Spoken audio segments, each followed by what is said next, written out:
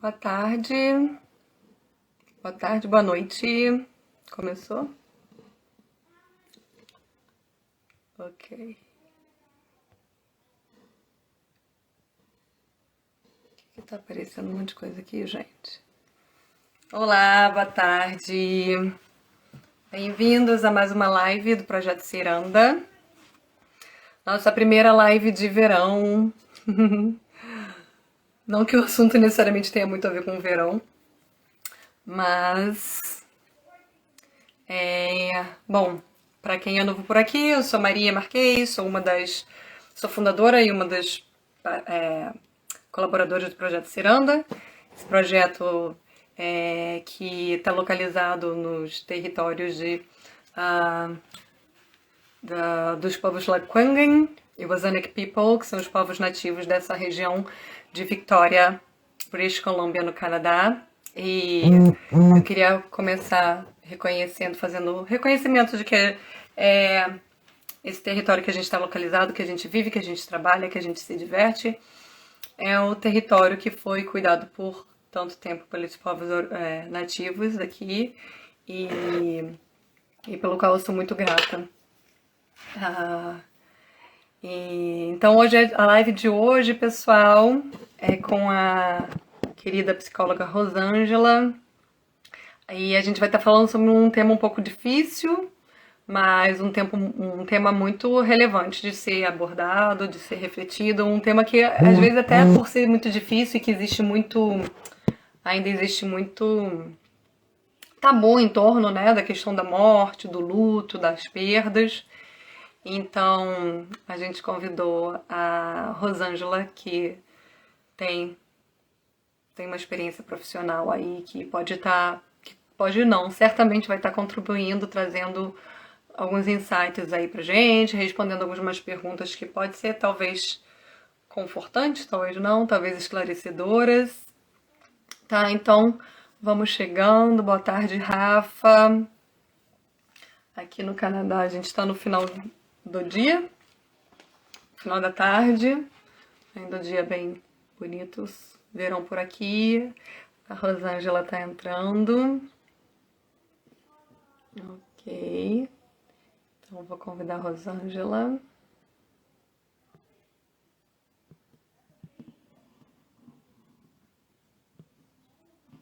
Rosângela, como que eu te adiciono aqui? Você consegue. Gente, a pessoa fala de live sempre. Eu me esqueço de como mexe nessas coisas. Rosângela, você consegue solicitar para mim? Porque eu tô clicando aqui e não tá acontecendo nada. Não sei porque eu não tô conseguindo te adicionar.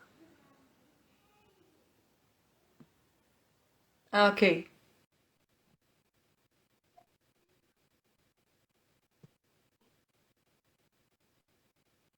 Peraí. Oi, Olá, querida, tudo bom? Dora, tu fui ali pedir auxílio aos universitários.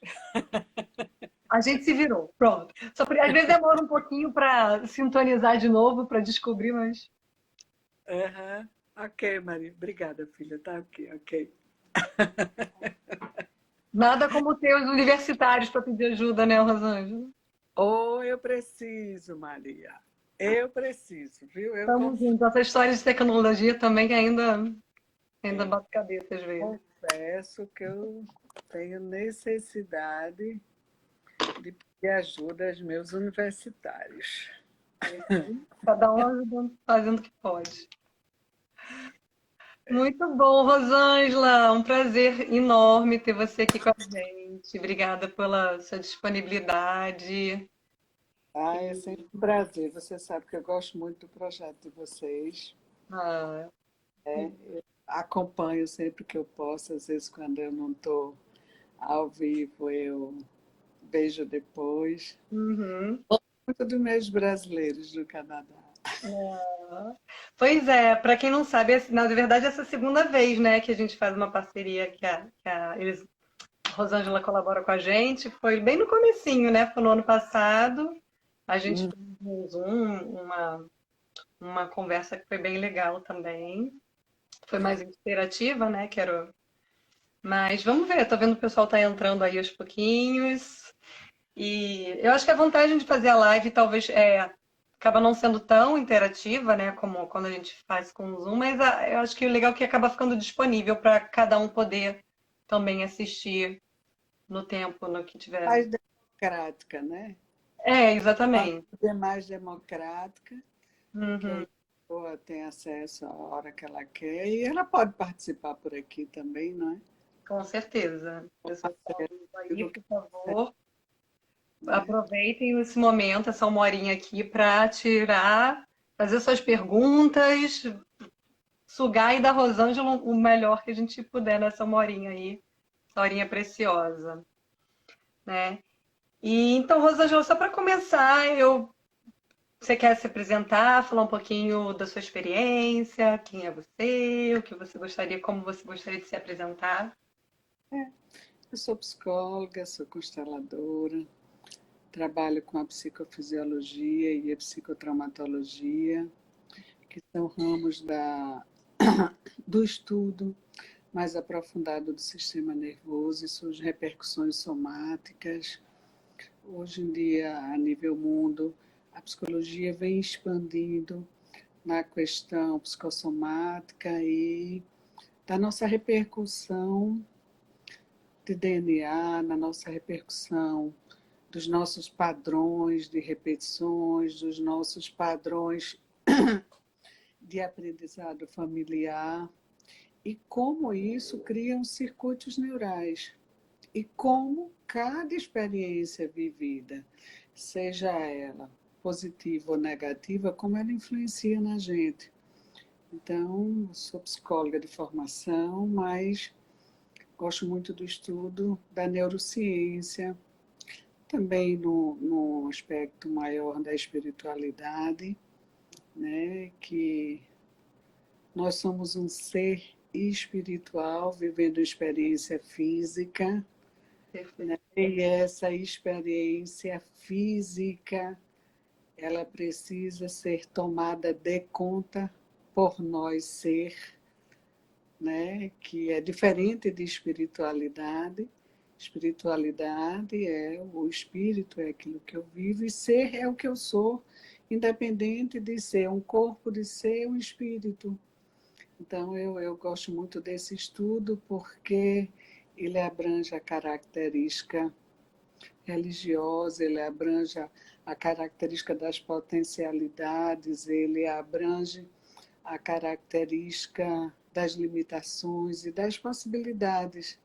Sou enneagramista também, que é um ramo que também a psicologia gosta também, que a gente estuda as perspectivas das personalidades. O enneagrama ele tem um esboço que ele traz compreensões sobre personalidades. Então, também sou enneagramista e estudo Sodepiana, que é uma escola iniciática do ser, que a gente busca a compreensão da nossa perspectiva enquanto pessoa, traços psicológicos e nossa perspectiva de vida. Então, eu tenho um caminho, quero continuar caminhando, gosto muito. Né? Não dá para parar, né? Não tem tanta coisa que a gente precisa aprender, né? Que se a gente para. Aprendo muito com as minhas vivências, com o pessoal do Reiki, com o pessoal da aromaterapia, do pessoal da medicina. A medicina, eu acho que ela vem se aprimorando também. Eu acho que a gente está começando a fazer esse alargamento da compreensão, né? Fazer o que a gente chama tanto de multidisciplinar. Então, nas próprias práticas integrativas, o governo já acolhe a constelação, já acolhe a acupuntura, já acolhe o reiki, já acolhe a aromaterapia. Então, e que tudo isso soma. Então, quando a gente tem a questão medicamentosa, a gente sabe que ela é uma ponte. E a gente pode fazer essa ponte com vários esteios, né? A gente não precisa fazer essa ponte com o que esteve, que ela pode ficar muito pesada para aquele. Então, eu compreendo que o profissional da psicologia, da saúde de uma forma geral, ele precisa alargar esse pote para que a gente traga várias compreensões, a gente tenha a tantas e tantas compreensões hoje em cima da psicologia, a gente tem novas compreensões de nervos, de onde isso repercute, que era só um nervo, que a fisioterapia tratava de uma forma. Hoje a gente tem a... Então, eu gosto muito de fazer esse trabalho com a fisioterapia também. Tenho vários colegas fisioterapeutas que me traz muito conhecimento também. Então, eu aprendi a tatear um pouquinho desde 99, quando eu conheci, eu me formei em 85, e depois eu tive a primeira convivência com a psicologia transpessoal em 99. E aí, depois dessa adentrada na transpessoalidade, você vai abrindo, né? Então é isso. Aí é isso que eu gosto, porque gosto um pouquinho do budismo, já estudei um pouquinho de religião, já vivenciei algumas, então eu digo que eu só posso falar um tiquinho quando eu experimento também, né? É aquela coisa que a gente diz para os filhos. Mas você não experimentou? Né? É, com certeza. E até para ter propriedade também do que se fala, né? Não só para a gente saber, conhecer, mas também para quando falar, ter propriedade dessa experiência de. E eu acho que, assim, Maria, quando a gente experimenta e a gente se surpreende, eu acho que a gente fica com o discurso mais aberto, tipo assim, eu não conhecia, não gostava, mas como é agora eu olhar para isso e ver de uma nova forma? Tinha algumas coisas que eu já tinha estudado, não tinha gostado do método, mas que hoje, com algumas contribuições novas, a gente vê que tem uma forma melhor. Então, a gente vê isso na própria psicologia. É interessante. Sempre que eu digo que eu sou psicóloga, você é TCC? Eu não entendo como é que... Imagina o seguinte, se todo médico que eu conhecesse, eu disse, você é cardiologista? Uhum. Então, a psicologia, ela enveredou um pouco por isso. A gente não sabe o que é especialidades, a gente sabe o que é uma especialidade. E aí a gente começa a botar rótulo, o que é TCC, mas ninguém sabe das abordagens da psicologia. A gente não sabe que tem sistêmica, a gente não sabe que tem Rogério, a gente não sabe que tem família, a gente não sabe de uma série de coisas. Então, eu acho que os rótulos, às vezes, faz a gente ficar com aquele rótulo. E aí a gente esquece de abranger um pouquinho. Eu acho que isso... Mercado. E é isso que está falando, né? Eu acho que você é linda, assim, toda a tua experiência, toda a tua sua especialidade, tudo que você vem estudando, assim, super me conecto com essa sua forma de ver, entender o indivíduo, né? E, e eu acho que é isso que falta, né? Que na medicina moderna, a medicina, quando a gente fala de especialidade médica como um todo, né? Seja a medicina em si, a psicologia, a própria nutrição, eu sou nutricionista, né? Então também vejo que a gente veio de uma. Essa tem um porquê, essa questão da especialização tem o seu benefício, mas começou a ficar tudo tão especializado que você se perdeu a noção do indivíduo como um todo, como um ser complexo, não como uma doença, não como uma condição, né? Sim, Mas sim, esse indivíduo que é complexo e que ele tem que ser olhado com essa complexidade, então para isso tem que ser olhado de diferentes formas, usando diferentes instrumentos, né? sim, porque às vezes você não consegue falar, mas você consegue desenhar. Uhum, Você não consegue falar no site terapeuta, mas você consegue brincar. uhum, Então, a gente não pode tirar nada disso.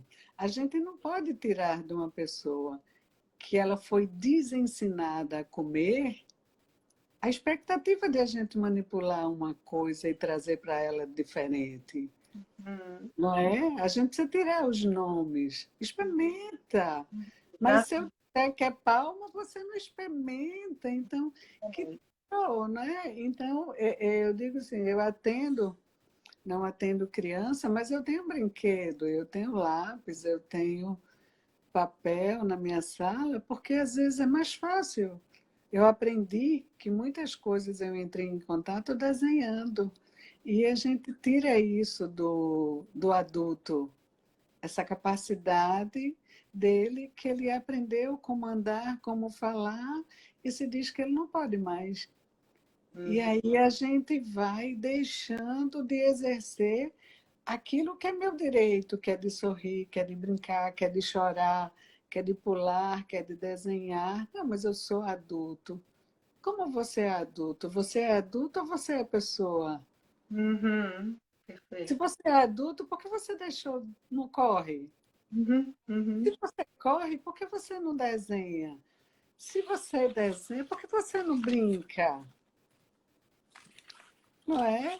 Então, eu acho que quando a gente traz para as terapias, quando a gente traz para os consultórios médicos, quando a gente traz para o consultório de fisioterapia, tudo. Eu acho que quando você traz mais argumentos, mais coisas, que faça aquela pessoa se comunicar naquela dor, naquele momento, naquela dificuldade, entende? Então, eu acho que quando a gente faz esse conjunto de fisioterapia, de endocrinologia, disso, daquilo, quando os papéis se completam, eu acho que há mais fluidez.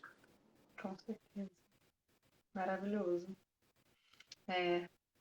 E dentro disso, né, assim, trazendo um pouco então para o nosso tempo, que eu acho que a gente poderia continuar desenvolvendo aí, maravilhoso, e talvez seja até, eu adoraria fazer uma live, falando um pouco mais da constelação familiar, que eu acho maravilhoso. Eu já fiz algumas sessões de constelação, assim, eu acho que é só fazendo para saber o que que é, assim, a experiência de, né, de participar de uma constelação não dá para explicar. Mas enfim, mas acho que vale a gente falar que não é todo mundo que conhece, e às vezes quando explica parece uma coisa meio mística, né? Mas como você falou, hoje já é reconhecido como uma terapia complementar, né? No próprio Sistema Único de Saúde. Ela já entra em vários setores do sistema público de saúde, da advocacia, e vários. Tem críticas, mas eu digo que a crítica a gente tem a todo profissional. A E às crítica a vezes, gente quanto melhor é, mais criticado vai ser. sim, Quanto mais pra, eficiente, sem precisar de remédio, sem precisar de te aprisionar alguma coisa, sim, mas enfim, eu acho que vale depois, se a gente conseguir um outro momento, a gente desbravar um pouco mais esses instrumentos terapêuticos com que você trabalha. Mas hoje o tema, né, que a gente acabou escolhendo falar foi um tema que pode ser muito difícil, mas é um tempo que todos nós vivenciamos, e até por ser difícil, muitas vezes a gente não fala, não é muito abordado, e por isso que a gente acho que acabou escolhendo. Até por, assim, eu ver algumas pessoas, né, trazendo pela nossa realidade aqui como imigrante, já tem tantos desafios que a gente passa, né, no processo de imigração, e eu não sei se acho que caiu, tá por aí? não, Tá. aqui.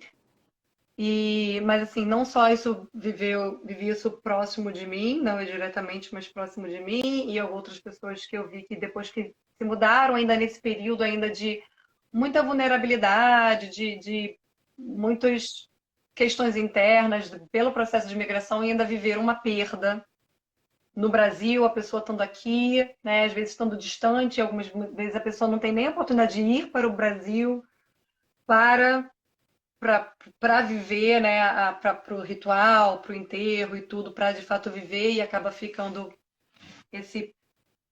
vivendo essa perda de longe. Então, como é essa questão do luto? Na verdade, talvez a gente pode começar falando um pouco o que que é o luto, talvez. Sim, ele é um processo psicológico de adaptação as nossas experiências de perdas. Perdas caracterizado por dor e sofrimento. Ou seja, eu perco um ente, eu perco um trabalho, eu perco um animal, que geralmente o luto ele é caracterizado por 5 características já elencadas, estudadas e observadas durante os estudos, que é a negação, a gente nega, a gente tem raiva, a Uhum. gente barganha ou negocia, assim, eu não quero entrar em contato com essa dor. E aí depois eu entro em depressão, eu entro realmente em uma tristeza maior, e depois eu passo para a aceitação. Então, isso é vivido de forma consciente. O luto, ele é vivido, embora ele não seja falado de forma consciente, quando eu já tenho consciência do meu luto, das minhas perdas, daquilo que eu tenho, ou eu tive que passar pelo luto, ou eu tive que matar. Então, algumas vezes o luto ele é necessário, algumas vezes o luto é provocado também, que às vezes isso não é falado, não é? Então, o luto ele pode vir pela morte. E aí, o que é que eu vou ter? Como você bem falou, nós tivemos muito nessa questão da Covid, muito luto, e um luto muito difícil. Um luto aonde nós não podemos tocar na pessoa, onde muitas vezes não podemos nos despedir. E esse luto, ele pode se tornar patológico, dependendo da forma e de como eu vivo ele. Por quê? Porque o processo de morte, ele é um processo natural. Uhum. Se nós tivéssemos que melhorar a educação dos nossos filhos, a gente deveria trazer essa morte como uma condição natural, Uhum. né? Que nós temos isso em todos os aspectos. Nós temos isso no reino animal, no reino vegetal. E imagina se todos nós que nascemos não morrêssemos, onde estaríamos? Uhum. Será que caberia a mim? Será que caberia a você no mundo?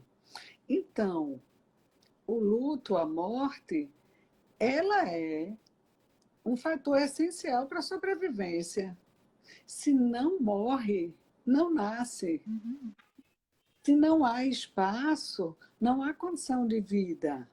Perfeito. Se não há renovação da espécie, não há crescimento.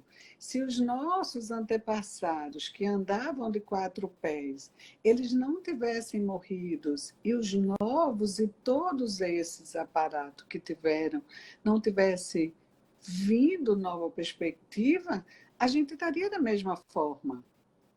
Ademais, a gente vê o seguinte, veja, eu já morri 2 vezes antes de chegar aqui, se a gente for pensar na mesma base que a gente pensa na morte.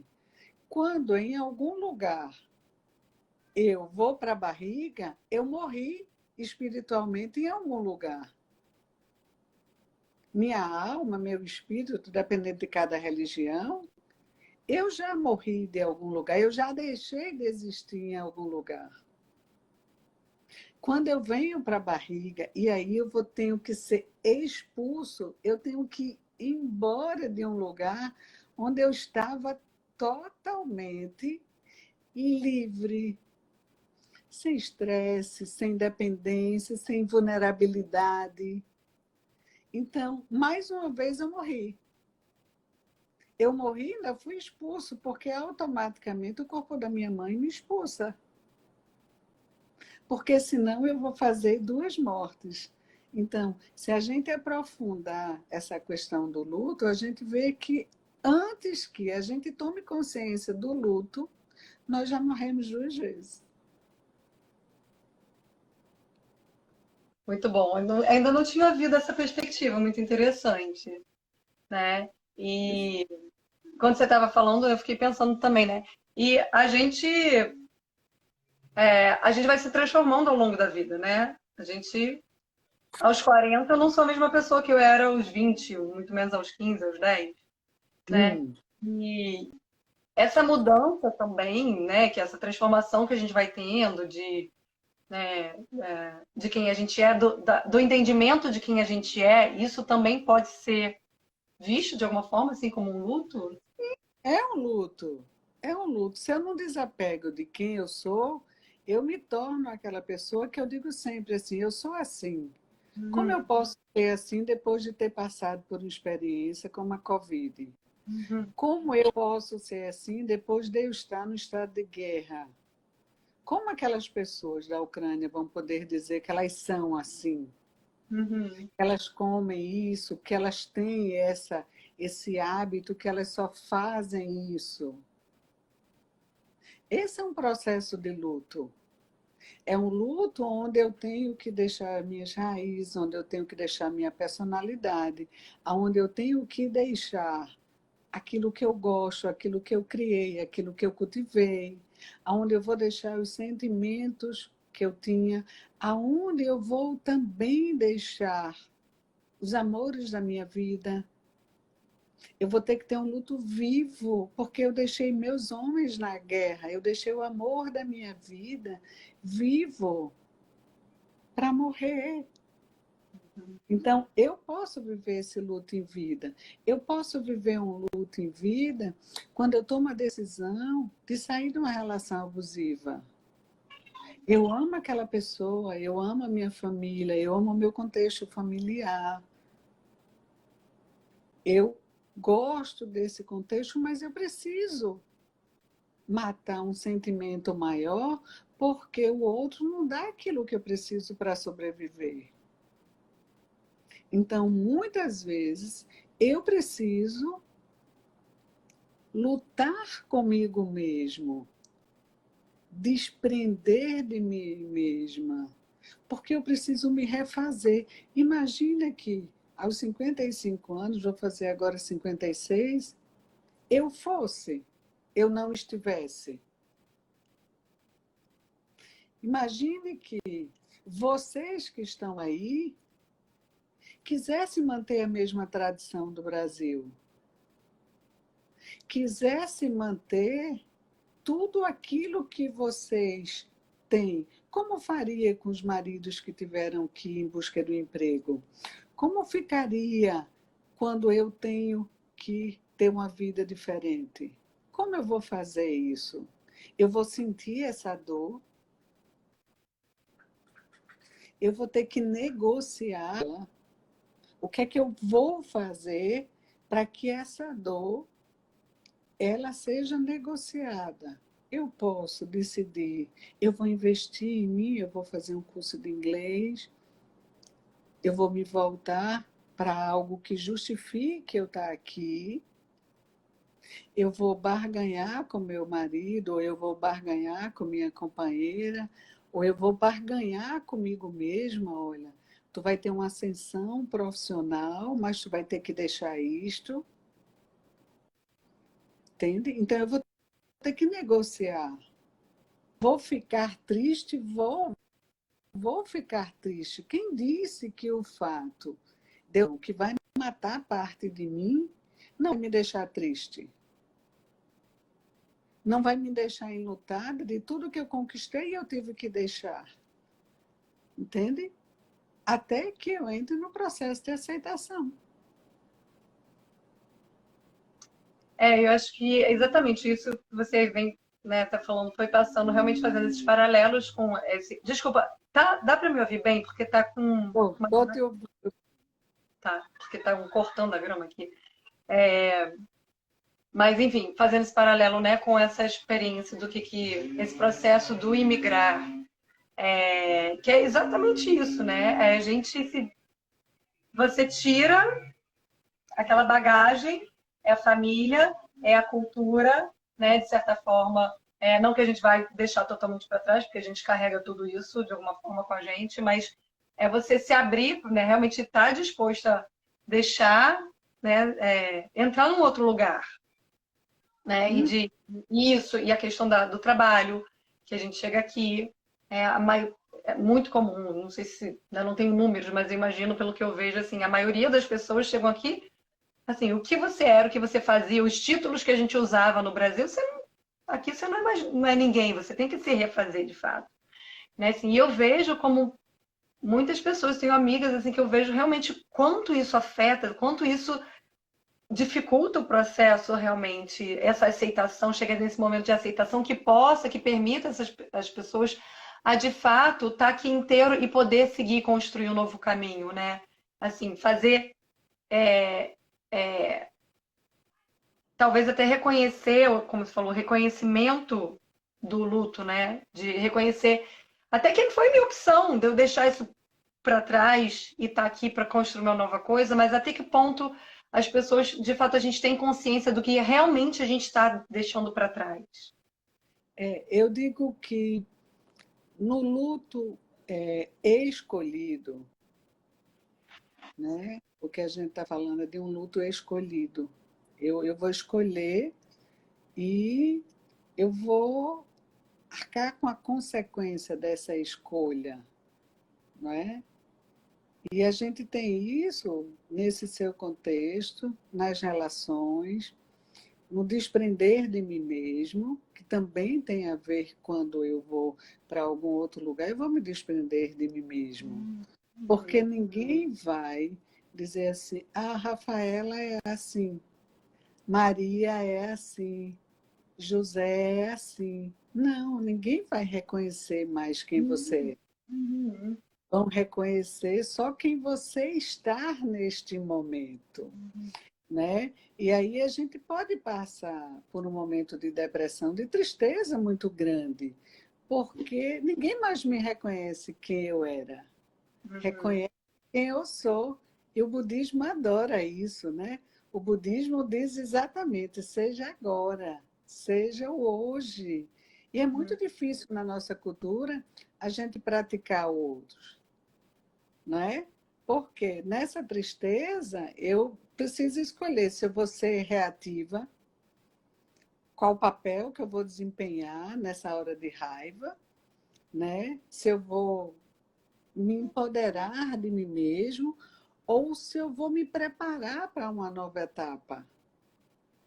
Porque eu vou estar triste, eu vou estar não sendo reconhecida de mim mesma, não é?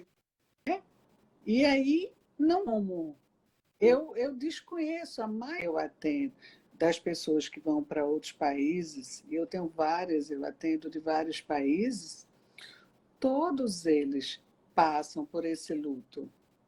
A perda de si mesmo, é a perda daquilo que do seu feijão que você gostava, da sua cama que era daquele jeito, daquele final de semana com seu familiar que você não tem mais, é você com você mesmo. E aí você tem que se acolher, e aí você tem que perceber que repercussão somática agora, essa tristeza, essa perda, essa desilusão aparente, o que é que está fazendo com você? Ela está te perturbando, ela está angustiando, ela está te provocando mal-estar, ela está hostilizando a você mesmo, eu não consigo, isso não é para mim. Então, no luto, nós temos várias perspectivas de sentimentos e de comportamentos, entendeu? Eu posso começar a ser hostil, eu posso começar a ficar agressiva, eu posso ter comportamentos que antes nunca experienciado, porque eu não estou na minha zona de conforto, eu deixei muito mais, entende? Então, isso faz parte dessa luto. E aí eu acho que vem de novo a questão que você falou, né, a questão da presença, porque se a gente não está presente, até para perceber o que nosso comportamento ou que nosso corpo mesmo está querendo dizer, a gente às vezes só vai perceber isso quando já está num estágio mais avançado, né? Se você não tiver essa presença. Porque às vezes seja uma dor de estômago, seja uma dor de cabeça, seja uma irritabilidade muito grande, que às vezes a gente, no dia a dia você não está presente, você nem se atenta a essas alterações. E o que isso está querendo te dizer, né? E tem eu acho que tem uma questão também, Maria, que é a questão seguinte: muitas vezes a gente toma uma atitude que leva ao luto, que é a perda, né? A perda da relação, a perda do emprego. Imagine, eu tenho um emprego e aquele emprego está me adoecendo, ou aquele emprego eu estou sendo assediada, mas aquele emprego é o emprego dos meus sonhos, aquele emprego é aquele emprego que me traz para a sociedade, para um lugar de destaque, para um lugar onde a minha assinatura vai ser diferente se eu estiver naquele escritório, se eu estiver naquele local, entende? Então, imagina eu ter que dizer assim, eu vou fazer essa perda, eu vou sofrer isso. Imagina eu ter que admitir esse luto. Então, um dos processos do luto, que às vezes é difícil, é eu aceitar a responsabilidade da própria morte que eu causei. Então, no caso. Será que por isso também às vezes é tão difícil a gente tomar uma decisão dessa de. Sim, porque ela vai trazer dor e sofrimento. A gente fala que se a gente olhar de uma forma muito natural, quase tudo que provoca dor provoca crescimento. Eu só andei porque eu caí muito. Aprendi a comer porque muitas vezes eu me machuquei. Eu só saio para um corpo melhor se eu tiver uma prática de exercício. Eu só tenho um bom funcionamento do meu corpo se eu não comer tudo o que eu quero. Eu só vou estar numa boa relação se eu tiver ciente do que eu quero e que aquilo não for bom para mim, eu vou sofrer. Então, não se cresce sem dor. A dor, ela faz parte do crescimento. Então, a gente pode dizer que durante a nossa vida nós vamos ter vários lutos. O luto, ele faz parte do crescimento e do renascimento da nossa perspectiva humana e da nossa psique enquanto crescimento. Eu preciso largar o velho para ter o novo. Sempre, sempre. É, perfeito. É bem assim. É, e aí uma pergunta que eu ia te fazer. No seu entendimento, dor, qual é a relação entre dor e sofrimento? É a mesma coisa? Necessariamente, se eu tenho dor, necessariamente eu vou sofrer? Tem uma frase que diz assim: a dor que não é sofrida, ela vira sofrimento. Então, a dor que é negligenciada, ela vira sofrimento. Então, dependendo de como eu vejo o sofrimento, a dor está junto com o sofrimento, porque ter dor é sofrido. Mas se eu negligencio a dor, se eu não sofro a dor, o sofrimento ele fica internalizado.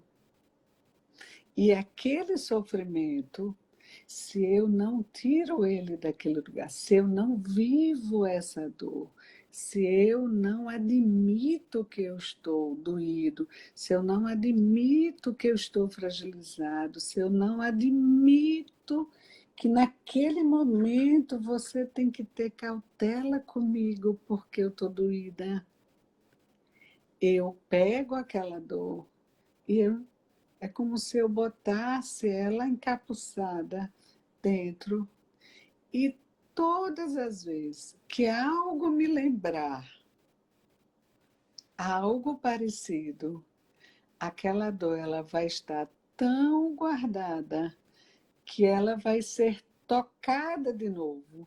E muitas vezes o sofrimento de agora, ele não é tão grande, mas ele se torna a origem de todas as dores a partir dali. Por quê? Porque ele não foi vivida. Então, eu tenho, é como se eu tivesse uma reserva, e essa reserva ela fica sendo acessada. Então, a gente tem, como minha amiga Carla está dizendo ali, é a origem de todas as enfermidades, mas é também o começo das doenças. Por quê? Porque nós vamos guardando, é como se eu estivesse guardando um pedaço daquela dor e ele vira sofrimento. Quantas vezes a gente faz assim, gente, isso não é tão grande, por que isso está doendo tanto? Porque em algum momento eu não me permiti sofrer de dor.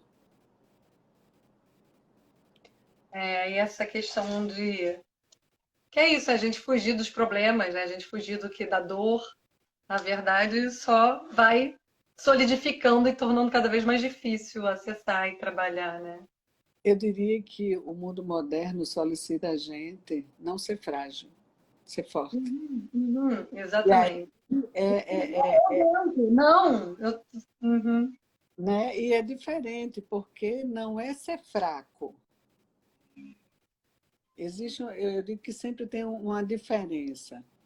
Eu posso ser forte e ser frágil.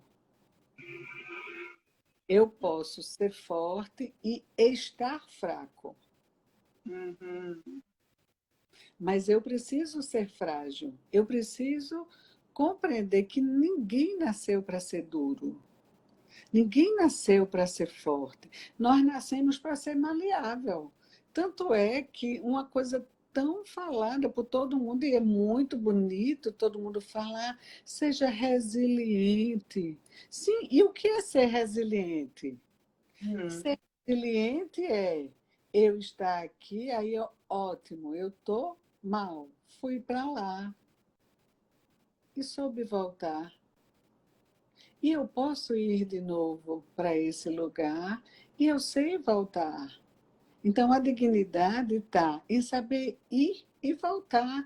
Mas se eu nunca vou, Uhum. vou Quando saber quebra, quando vai, quebra de vez, né? Não volta. isso. Então, aí é onde a gente entra nos processos de depressão, no processo de congelamento, ou eu fico no processo de ataque. O sistema nervoso, ele passa a não ter resiliência, porque ou eu congelo, ou eu sou aquela pessoa que, tá bom, ou eu sou aquela pessoa reativa. Então, eu estou no sistema nervoso onde eu perdi a resiliência de voltar. Então, eu Uhum. perco justamente por quê?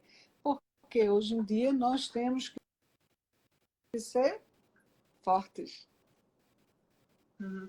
Só comentar aqui, eu perdi uns comentários, né? A Rafa estava até comentando aqui também a importância de demonstrar aos filhos que temos sentimentos, que somos fortes, mas que também podemos chorar. É, essa é uma grande. Eu já tive muitas perguntas. Pergunta assim: o que é que eu faço? Eu digo a meu filho que existe morte? Sim, o cachorro vai morrer, o pássaro vai morrer, alguém vai morrer. E o filho precisa saber que todos nós vamos morrer. Por que Uhum. não ter isso? Por que não falar da morte? E o que vai acontecer, eu não sei. Tá, a gente pode ser lúdico, vai virar estrelinha, vai ficar com Deus, dependendo de cada religião, mas a morte é a única coisa que nós temos verdadeiramente certa. Não existe uma outra coisa que a gente possa dizer aos nossos filhos que não exista. Chorar, chorar. Eu devo mostrar a ele que eu sou uma pessoa natural, né? Que eu também sofro, que eu também. Imagina, Maria, o seguinte: eu acho que a grande dificuldade hoje de criação é o seguinte: é o que eu vou mostrar aos meus filhos. A gente precisa perguntar o que eu quero que os meus filhos se tornem com o que eu mostro a eles. Eu quero mostrar aos meus filhos que a pessoa tem que ser forte, ou eu quero mostrar ao meu filho que ele tem que ser forte, que ele tem que ser frágil, que ele tem que ser grosseiro, que ele tem que ter decepção, que ele tem que não gostar, que ele tem que aceitar, que ele tem que ficar com raiva, mas eu preciso ver a raiva dele e dizer que bom que fica com raiva. Então imagina eu não dizendo a um filho a única coisa que existe que é una, a morte. O que é que eu vou dizer a eles? Como a gente fica? Eu lembro que meu irmão morreu há 32 anos e meus filhos me viam chorando. Eu chorei muito. Eu acho que, se me perguntar qual o pior luto, eu digo que são as mortes precoces. As mortes precoces, elas são detentoras das maiores, do luto mais dolorido, do luto causador de mais dor e sofrimento. E aí meus filhos me viam chorando. Mãe, quer que você está? Estou com saudade do seu tio. Estou com saudade. Mas eles nem conheceram. E eu chorava. Quantas vezes eu chorava.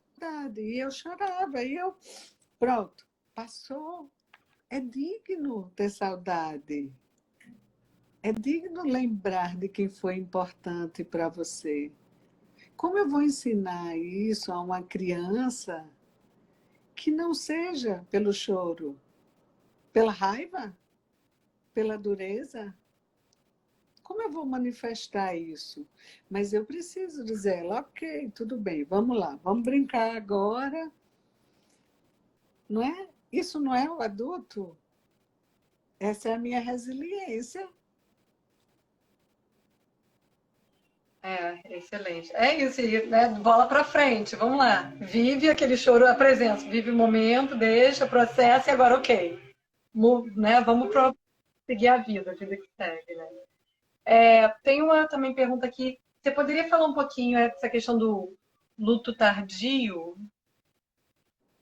O luto tardio. O luto tardio é quando eu adio isso. Eu adio. Eu posso adiar por questões práticas. Ou seja, eu sou a única pessoa que tenho que resolver tudo. Eu preciso resolver as coisas práticas disso. Então, eu tenho que resolver isso, aquilo. Então, aí eu sou impedida de viver aquele meu luto. E as consequências podem ser boas ou não, mas às vezes necessárias. Às vezes eu escolho não sofrer. Eu não quero sofrer, eu acho que tudo bem, eu aguento, eu vou lá e eu abstenho isso. Entendeu? Eu posso fazer isso, não vivenciar a dor agora. Porém, não esqueça que a situação existiu. Não esqueça que o sofrimento está lá dentro. Eu adio agora. Mas, em algum momento, essa dor ela vem. E aí eu posso estar em desconforme com todas as dores e não me permitir. E aí eu posso fazer um processo de exclusão a longo prazo, que isso pode ser mais doloroso. Tá. E que você, enfim, não sei, sugere, ou como você vê, tem algo que, assim, que a gente possa ter em mente, que possa ajudar nessa transição dessas etapas do luto, especialmente dos primeiros níveis, né? A etapa de negação e de raiva, para essa enfim, como passar de uma etapa De para uma outra? Como fase processar esse luto de uma forma saudável?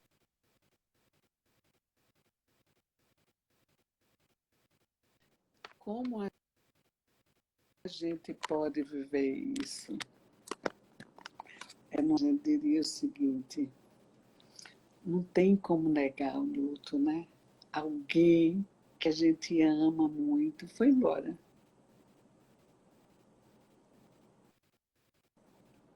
Foi embora e tá ali. E o que é que eu faço? O que a gente pode trazer de contribuição é assim, sabe, Maria?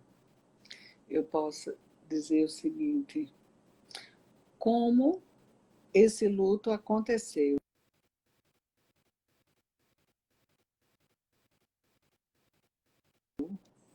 Vai interferir nas perspectivas do luto. A negação vai estar assim, com meu irmão. Como é isso? A dor é tão grande que eu preciso negar um pouco. Ou a dor pode ser tão grande que eu não consigo suportar ter. O sistema nervoso ele é muito inteligente. Às vezes ele mesmo faz essa negação como forma de suportar aquela dor para você. Se você foi uma pessoa que já teve várias perdas,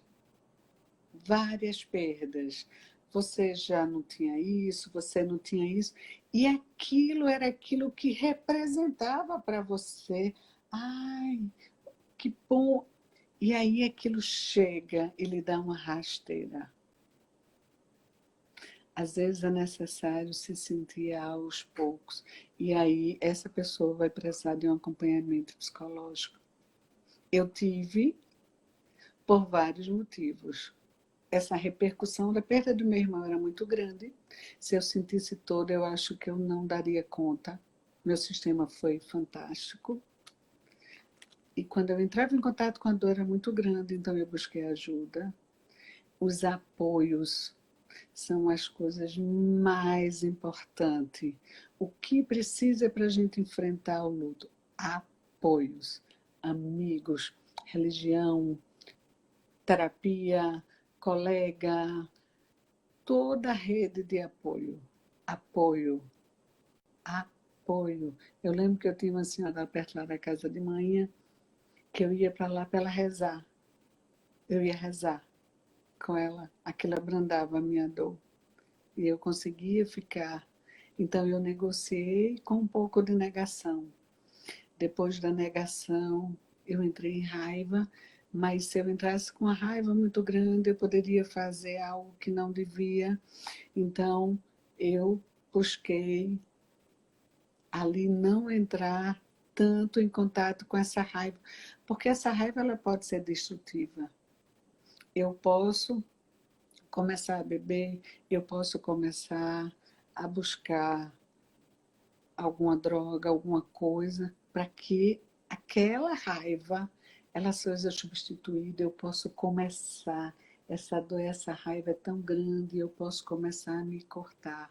Então, a gente vê que nesse sentido, o sistema nervoso ele faz como um ato de sobrevivência inconscientemente, que é isso que não é falado.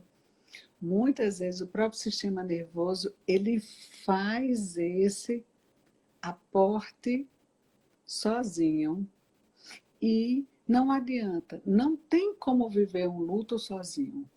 O luto ele é feito para que a gente veja por apoios. Não existe. É um abraço, é uma ligação. Não existe porque a depressão vai chegar, em algum nível ela chega para você. A gente tem níveis e todos nós, em algum momento nas nossas vidas, nós passamos por processos depressivos. E aí, de novo, aí pegando esse gancho. E qual é a diferença de depressão para tristeza? o grau que ela se manifesta em mim. Se ela faz com que eu deixe de ter a minha vida, se ela impede a minha vida, ou seja, eu vou, eu estou de luto, eu não vou para uma festa, mas eu consigo ir para a casa de uma amiga, eu consigo tomar um café, eu consigo receber alguém. Então, isso é uma depressão que a gente considera dentro do luto. Mas eu estou de cama e eu não consigo comer, eu não consigo tomar um banho, eu não consigo manter a parte fisiológica do meu bem-estar. Isso é uma depressão profunda. Então, a gente precisa entrar com medicação, aporte psicológico e tudo o que a gente precisa fazer. Quando E começa a afetar nossas habilidades sociais, ocupações, né? Quando começa a realmente ter um. Uhum. Muito bom. Já são 5 horas quase, gente. Passou muito rápido. coisa que às vezes, ultimamente, o quê? A gente pode ter isso de uns 10 anos para cá, com a nova vida, principalmente de apartamento, a gente começou a incluir os animais Uhum. nas vidas, não é? E o que é que a gente tem? A gente tem, às vezes, lutos não reconhecidos. E o que é aquele luto não reconhecido? Eu já tive isso, quer dizer, Maria, como é que alguém fica assim quando morre o cachorro, gente? Como Então, pode? cachorro, né? Uhum. Como assim, vó? Como assim, mãe? E a gente tem esses lutos não reconhecidos. E isso é muito dolorido por quem está vivendo. Muitas vezes, aquele cachorro, eu tinha umas araras que eu passei 3 meses chorando quando eu tive que recolocar elas na outra vida. Eu passei 3 meses, eu chorava. Eu nunca imaginei que eu pudesse chorar tanto por conta de um bicho assim, ia fazer, meu Deus do céu. Então, muita gente desconsidera isso, e aí vê você triste, não, mas eu não entendo a sua tristeza. Então, você pode também estar desqualificando. Isso a gente vai depender também de país para país. Tem país que não, tudo bem, morreu, queima aqui. Então, isso a gente também tem, esses lutos não reconhecidos, que isso pode também desenvolver em você uma doença, porque se ele não é reconhecido, eu não posso vivê-lo. Claro. Como é que eu vou viver como é que eu vou viver a tristeza do meu filho ali se eu não reconheço o amor que existia entre ele e o cachorro? Uhum. Veja, e aí eu posso criar uma patologia no meu filho onde ele não pode ter sentimentos. Então, o luto não reconhecido, ele precisa ser evidenciado. Por quê? Porque muitas vezes, para o pai, para a mãe, para ti, ok, é o bichinho. Uhum. Mas para a criança, é o veículo de sentimento, é um Uhum. veículo de comunicação, é um veículo de interação. E se eu não sou reconhecido nessa minha dor? Como eu fico? Não é interessante Dá saber? pra trabalhar isso, né? Muita terapia, né? Muita terapia. Eu digo que, na verdade, o luto, Oi? ele vai ser sempre um recomeço. O luto é um recomeço, Uhum. um renascimento, né? Quantas coisas eu tenho que deixar para trás? Uhum. Sim, Quantas? sim, sim. Quantas coisas E eu acho que nós... é muito lindo, assim, né? E não que seja fácil, mas assim, ter essa perspectiva, né? Começar a pensar desse ponto de vista que desse recomeço eu acho lindo e eu acho que é transformador quando você começa a ter essa outra perspectiva e entender que talvez, como né, tudo que você falando aqui, se eu tiver errada, você me corrige, mas assim, que esse recomeço, reconhecer que existem as dores, né, mas permitindo viver para que não se encapsule e não se fique preso a essas dores, né? Vivendo essas dores para que possa saber o momento de, ok, então, de poder criar esse espaço, como você falou no começo, né? Vive a dor, chora, limpa, para poder criar espaço para algo novo. E assim, a gente precisa também, às vezes, perguntar que dor é essa que eu não solto meu pai, minha mãe, meu filho? Eu sempre pergunto o seguinte, foi uma das coisas que eu escutei quando eu perdi meu irmão. E se você tivesse ido, como você gostaria que ele estivesse aqui? Não Uhum. é? E aí eu parei e pensei, putz, grila, se eu ouvisse como ele está me vendo, eu estaria super triste. Uhum. Porque além de eu ter tido que ir, por algum motivo, ou porque eu não sei, porque a gente também, se a gente for compreender um pouquinho Uhum. mais a morte enlutado, Uhum. imagina, Maria, assim, o que é que me move? O que move minha mão? O que move meu olho? O que move minha cabeça? Uma energia que eu ganhei no corpo. Eu ganhei quando se juntaram lá e começou a esticar, tem uma energia dentro de mim, no meu corpo. Essa energia, por muito tempo, ela se moveu só porque eu não falava, porque eu não pegava, porque eu não tinha consciência da minha própria existência. Uhum. Essa energia, ela se movia. Ela existe. Ela existe como eu ligo o ar-condicionado, então, o que é que liga e me desliga todos os dias? Uma Uhum. energia. Não sou eu.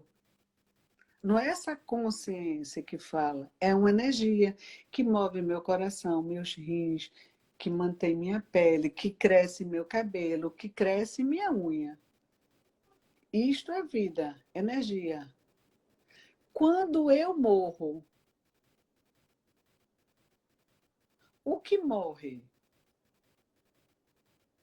Uhum. O corpo. A minha energia. Esse A minha corpo energia. só não tá mais. O corpo não tá ali. O Essa corpo, inteligência, essa energia. o corpo deixou de receber uma energia ligada a algo divino. Uhum. Esse algo divino liga Maria, liga Rosângela, liga Rosa, liga José, que a gente chama Deus o divino. O que é que tem de diferente na minha energia e de Maria? Uhum. Nada. Está me ouvindo? Personalidade, das minhas experiências vividas. Se Uhum. eu vivo na casa de Maria, eu não teria a mesma experiência, eu não estaria aqui falando dessa forma. Uhum. Eu estaria falando da contribuição que eu recebi no meu DNA, que quando eu tomei consciência, essa forma física já existia. Se eu parar, se eu parar, tudo meu continua funcionando. Uhum. Sim. Se eu parar, então, quando eu morro, quando eu morro, o meu corpo fica. Eu estou viva porque eu contribuí com você, eu estou viva porque eu contribuí com os meus filhos, eu estou viva porque os meus filhos vão continuar com comportamento, eu estou viva porque os meus amigos têm coisas minhas, eu estou viva. Então, assim, se a gente olhar, se dentro de uma religião esse Deus está vivo, por que eu vou morrer? Se Uhum, ele está morto, por que eu falo com ele? uhum, Se eu sou uma energia, para onde vai essa energia? Porque o corpo fica, ela vai para onde ela veio. uhum, E se a gente tiver um pouco mais de compreensão da morte, a gente veria que ela nunca deixa de existir. uhum, A energia, ela vem para um corpo, ela dá vida a este corpo e ela continua como vida. uhum, sim. O que é que eu faço para crescer cabelo em mim? Nada. O É. que eu faço para crescer unhas em mim? Uhum, O que eu sim. faço Procurar para que essa macia. É. o que eu faço para que os alimentos tenham vida em mim? O que eu Uhum, faço? Nada. Algo superior faz. uhum, A energia que a gente chama de vida faz. uhum. Ela é doada para eu viver a experiência física. Quanto tempo? Não sei. Para quê? É. Aí realmente essa, né, quando não se tem esse entendimento, quando se vê apenas a vida, a existência, né, no plano material, realmente fica muito mais difícil, né? Fica muito mais sofrido, né, esse apego ao corpo, à questão material. Então, certamente, esse entendimento, né, além do corpo, além do ser físico material, eu vejo que é uma forma de isso acaba amenizando, né? Sendo um processo mais natural. Né? Não que Sim, a dor do luto não vai acontecer, mas é algo que você já entende como natural. sim. Imagina se Maria tivesse que continuar sendo quem era a vida toda. Uhum, Já imaginou que contribuição você tinha dado a cada pessoa que está com uhum, você? uhum, Quantas coisas você teve que dizer, não, isso não serve mais. Não, eu não posso tomar mais essa atitude. Mas eu era assim. Quantas coisas eu já disse de mim mesma, pô, eu era assim. E eu uhum, vou ter que mudar isso. Eu vou ter que me refazer. Eu vou ter que dizer a mim, ó, foi massa, foi muito legal. Mas eu preciso passar por esse sofrimento, então eu me separei, eu tive que matar muita coisa que eu achava que era verdade. Eu uhum. tive que lutar contra aquela dor, contra aquele percurso que foi muito difícil. Ver não só a minha dor, mas ver a dor de quem estava perto de mim, ver a dor do meu companheiro e a gente num momento lúcido. Não, a gente não merece, merece mais. E uma dor é uma dor consciente. Entende? Eu fui para Recife, eu morei fora, pô, eu vou deixar minha mãe, eu vou deixar meu conforto, eu vou deixar o aparato, eu vou ter que lavar prato. Gente, não é isso que eu queria da minha vida, mas é isso que eu vou precisar para aprender um pouco mais. É isso que eu vou ter que passar para que eu me habilite na minha vida. Porque só existe uma forma de você se habilitar à sua vida. Você renascer de você mesmo. Maravilhoso. E assim, eu adoraria continuar conversando, até tem outros pontos até deixar aberto, mas realmente a gente já tô com medo até que às vezes cai, né, automaticamente. A gente até passou um pouquinho de uma hora, e eu acho que é maravilhoso fechar com essa sua fala, né, da gente desse renascimento, né, de ver o luto como essa oportunidade de recomeçar, de renascer. Não sei se você está aí, Rosângela. Tá. E que não é tão fácil como às vezes é falar, Ouço, né? Mas eu acho que começar a falar e começar, ok, começar a poder, de repente, pensar de uma outra perspectiva pode ser um começo, né? E criar esse espaço de e às vezes a fala, gente de precisa se reflexão. antecipar, né? Às vezes a gente precisa se antecipar ao luto, né? A gente Uhum, sim. precisa se organizar para viver o luto. A gente precisa se organizar em doenças, a gente precisa se organizar em processos de transferências, em processos de mudanças. O que eu vou fazer? Como eu vou fazer? De que forma eu posso fazer isso? Como eu vou me preparar Uhum, para quem eu vou buscar? Então a gente tem hoje as belas mortes acompanhadas, já se fala em morte dignas. Por que não fazer mortes pessoais dignas? Dizer assim, putz, grila, eu vou me lascar, eu vou sofrer, mas eu vou ter que tomar essa atitude comigo mesma.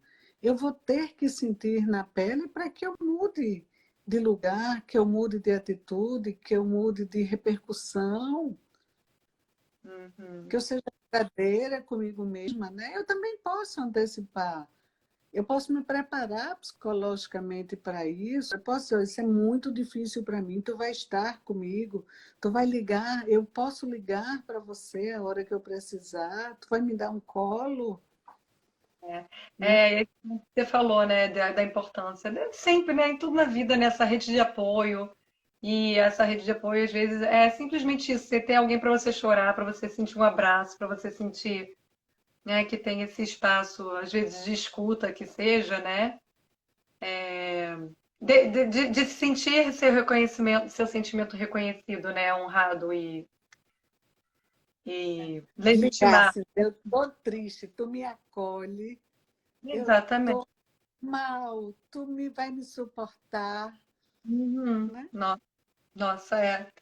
E aí eu só me lembro das minhas amigas quando falando nisso, né? Porque, bom, não lugar senão é outra história, mas exatamente isso, assim, eu perdi meu pai, tinha 13 anos e teve esse processo de negação, você falando aí eu vi, realmente assim, tem um apagão da minha memória de período do primeiro ano. Aí eu logo, um ano depois eu desenvolvi transtorno alimentar, enfim. Mas como eu me lembro exatamente isso, assim, as minhas amigas ali, Carol, Kika, Flávia, vocês todas sabem de quem eu tô falando, vocês são, né, parte de mim, Então, assim, é isso que eu estou lhe foi falando, toda. o corpo sábio. Uhum, exatamente. Mas é infindável, né? Realmente é um tema muito rico, muito pertinente, ah, muito interessante de ser explorado, eu acho, e pouco falado. Então, É porque ele é sempre ligado, Maria, ao ruim. Ele não é ligado ao renascimento. uhum, Eu preciso fechar ciclos, eu preciso acabar com algo para que algo novo nasça. uhum, Sempre, sempre na vida, sempre, sempre. A superação, ela tem que sempre ser vista dolorida, uhum, dolorida. Vai doer, mas tem louros. uhum. E aí então fica esse convite, né, para o pessoal aí, todo mundo, começar a trazer essa visão de começar a desafiar e ver um pouquinho mais nessa perda, esses lutos como esse processo de renascimento, né? Explorar um pouquinho dessa forma. E de repente eu posso deixar aberto, talvez, para caso o pessoal depois que assista ou que depois venha alguma pergunta que a gente talvez possa te mandar e a gente depois vê uma forma de responder, caso tenha algumas perguntas a mais, Rosângela. Acho que a sua conexão caiu de novo. Ou a live caiu.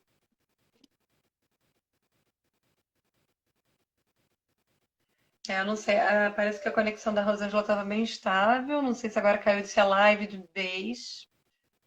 Mas Eu acho que então vamos acabar aqui por aqui, pessoal. É, a gente fica aí aberto, caso alguém tenha ainda alguma pergunta, posta pra gente. E aí a gente vê com a Rosângela se a gente, como que a gente consegue fazer para ela responder essas perguntas. Tá? Espero que todos tenham gostado, que tenha sido tenha acrescentado de alguma forma para vocês. Obrigada pela participação, quem está assistindo ao vivo. Obrigada a todos que assistirem depois também. Lembra de curtir, de compartilhar e a gente se vê na próxima. Um beijo.